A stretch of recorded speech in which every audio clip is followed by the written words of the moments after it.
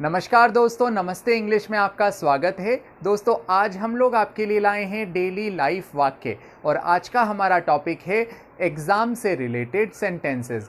दोस्तों, ज़्यादातर लोगों को एग्ज़ाम से रिलेटेड सेंटेंस नहीं बनाने आते हैं। जैसे अगर आपको कहना हो आज मेरी परीक्षा है, इसको आप इंग्लिश में कैसे कहेंगे?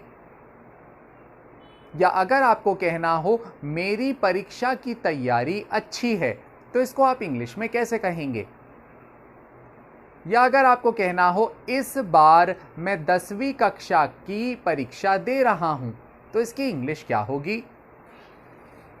या अगर आपको कहना हो मैं परीक्षा में अच्छे अंक लाने का प्रयास करूंगा, तो इसकी इंग्लिश क्या होगी?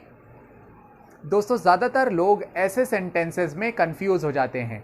यही हम आज आपके लिए लेसन में लाए हैं। तो चलते हैं आज के लेसन की ओर। अगर आपने कहा आज मेरी परीक्षा है, तो इसकी इंग्लिश होगी today is my exam. Today का मीन्स होता है दोस्तों आज, इज का मीन्स होता है। टुडे इज का मतलब आज है।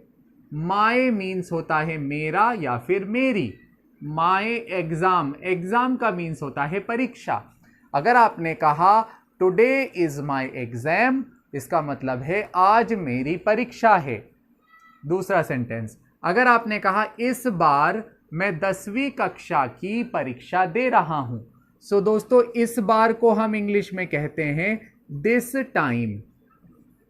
मैं 10वीं कक्षा की परीक्षा दे रहा हूं, तो इसकी इंग्लिश होगी I am giving exam of 10th standard. 10वीं कक्षा, 10वीं को हम कहते हैं 10th, कक्षा को हम कहते हैं स्टैंडर्ड। अगर आपने कहा इस बार, तो इस बार की इंग्लिश होती है दिस टाइम। मैं की इंग्लिश होती है एम। दे रहा हूं, दे रहा हूं की इंग्लिश होती है गिविंग। मैं 10वीं कक्षा की एग्जाम दे रहा हूं। This time I am giving exam. Exam means होता है परीक्षा। मैं परीक्षा दे रहा हूं, आई एम गिविंग एग्जाम। कौन सी एग्जाम दे रहा हूं? की का इंग्लिश होता है ऑफ। 10वीं कक्षा, 10वीं कक्षा को हम इंग्लिश में कहते हैं 10th स्टैंडर्ड। अगर आपने कहा मैं 10वीं कक्षा का एग्जाम दे रहा हूं, तो इंग्लिश होगी I am giving exam of 10th standard. This time यानी इस समय या इस बार मैं 10वीं कक्षा का एग्जाम दे रहा हूं। This time I am giving exam of 10th standard. ऐसे ही अगर आपने कहा मेरी कक्षा की तैयारी अच्छी है, तो आप कहोगे माय प्रिपरेशन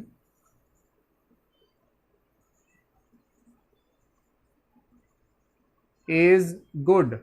मेरी तैयारी अच्छी है, तो उसकी इंग्लिश होगी my preparation is good for exam.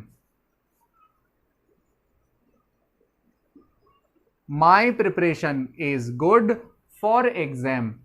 My preparation यानी मेरी तैयारी।